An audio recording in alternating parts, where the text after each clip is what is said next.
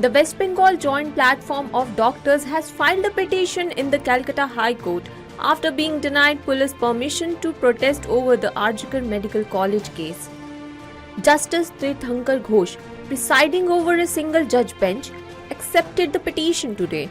The organization had requested permission to hold a 10-day dharna at Kolkata's Dorina crossing from December 17th to 26th. But the Kolkata police refused, citing potential traffic disruption.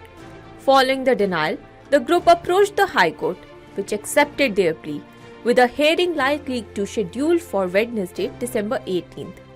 Last Friday, the Kolkata Special Court granted default bail to Sandeep Ghosh, former principal of Arjikar Medical College, and Abhijit Mandal, former SHO of Tala Police Station, due to the CBI's failure to file a charge sheet. Both are accused of obstructing the investigation and tampering with evidence. The West Bengal Junior Doctors Front has warned of resuming their work boycott if justice is not delivered. The Calcutta High Court today rejected a petition from a social welfare organization seeking permission to protest for the rights of tribal communities, particularly the Santhal. The organization had planned a rail and road roko protest on December 20th, blocking railways and national highways to demand the establishment of a Santhal education board and other issues from the state government.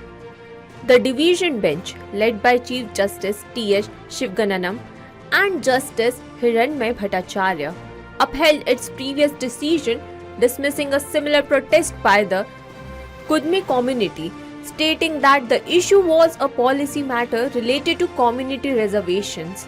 The court also noted that it could not instruct the government to create a policy but urged the Mamata Banerjee administration to engage in dialogue with the concerned parties to address their concerns. The Supreme Court today granted bail to Sanjay Badia, a suspect in the money laundering case linked to the Jal Jeevan Mission scam in Rajasthan. He is accused of acting as an intermediary foreign minister. The bench, consisting of Justice B.R. Gavai and K.V. Vishwanathan, based its decision on the bail already granted to co-accused Piyush Jain, who faced similar charges. In its ruling, the court noted that the trial is unlikely to conclude soon, and charges are yet to be framed. The court's order stated, "We find that the allegations against Sanjay Badia are similar to those against Piyush Jain, who was granted bail last September. Piyush Jain was accused of receiving Rs 8.87 crore in money laundering, while Sanjay Badia is accused of receiving Rs 3.3 crore and depositing Rs 1.50 crore into his father's account. Both are accused of receiving money in the exchange for securing tenders from the Public Health Engineering Department."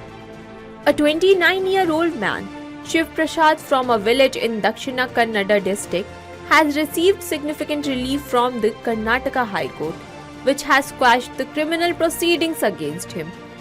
The case involved accusation that he, the owner of a printing unit, had printed the message, "The wedding gift will be a vote for Narendra Modi," on his wedding invitation. Justice M. Nag Prasanna, sitting on a single bench, issued the ruling after hearing a petition to quash the FIR filed against Shiv Prasad. The court had previously issued a notice to the respondents and imposed an interim stay on all proceedings until the next hearing. The petitioner's lawyer argued that the invitation was printed on March 1st, prior to the Model Code of Conduct, which came into effect on March 16th with the announcement of the Lok Sabha elections, making it not a criminal act.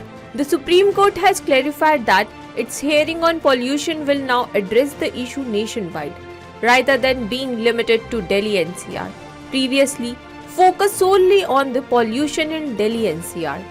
The court has now broadened the scope, recognizing pollution as a national concern.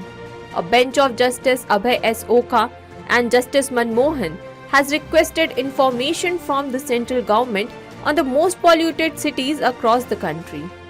The court also inquired whether the Air Quality Management Commission system could be implemented in other highly polluted cities like Delhi NCR.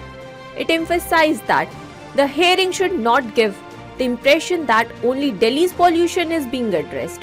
Additionally, the court reprimanded the Delhi's government for failing to provide information on solid waste disposal and directed the Chief Secretary of Delhi to attend the hearing on December 19th. The court warned that if the affidavit is not submitted by the next hearing, contempt proceedings would be initiated. Watch our special programs and share the videos to stay updated with the daily court proceedings.